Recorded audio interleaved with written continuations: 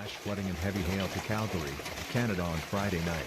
On several roads, cars fell into a trap. Calgary police have advised motorists to avoid driving and to exercise extreme caution if travel is necessary. Environment Canada issued warnings for a severe thunderstorm in southern Alberta on Friday. The extent of Friday's hail and flood damage is likely to be unclear for a while. But Calgary is no stranger to summer storms. In July 2020, severe hail hit Calgary, which cost at least $1.2 billion in insured damage. It was the fourth largest natural disaster in Canadian history, according to the Insurance Bureau of Canada.